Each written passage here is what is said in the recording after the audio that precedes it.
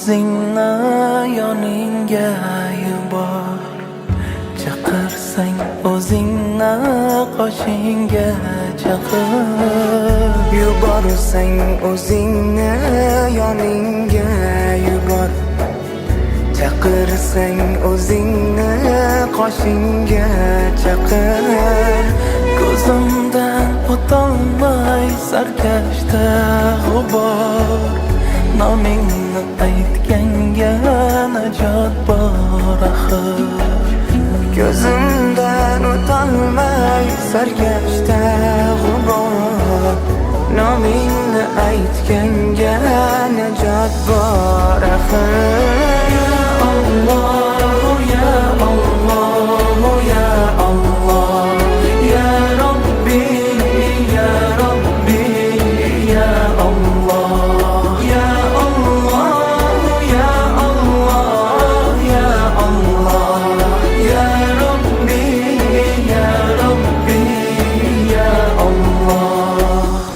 2023-yil Ramazon oyining oxirida mana shu mutasaddi rahbarlarimiz, ustozlarimiz boshchiligida mana shu joyda turgan masjidimizni qayta qurishlikni duolar qilib, maslahatlar bilan boshladik. Alhamdulillah, bu joyda 700 kishilik masjidimiz bor edi. Hozir ko'rib turgan binomiz esa 2000 dan oshiq namozxonlarimiz ibodat qilishlik uchun mana shu masjid alhamdulillah shu holatga yetib keldi. Mana bu tahoratxonamiz, bu tahoratxonamizda bir deganda 60 ta inson kelib bemalol tahoratini qilib olishlik uchun sharoit bor, imkoniyat bor.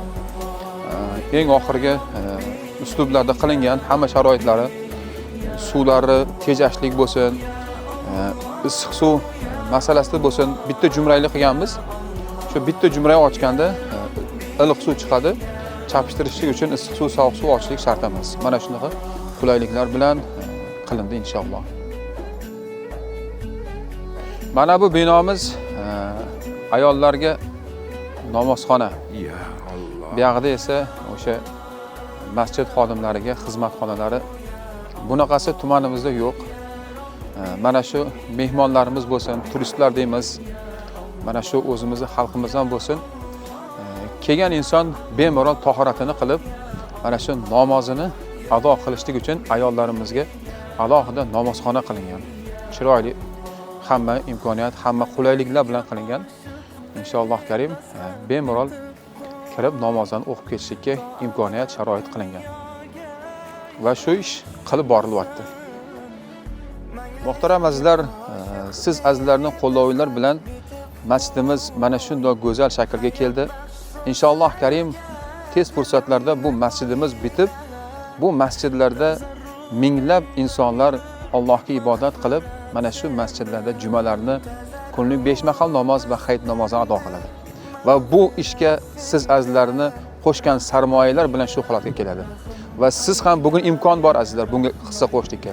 Siz ham bugun o'z investitsiyangizni kiriting, oxiratingizga ozg'a qilib qoling. Vassalomu alaykum va rahmatullohi va barakatuh. Ya Allah, ya Allah, ya Rabbi, ya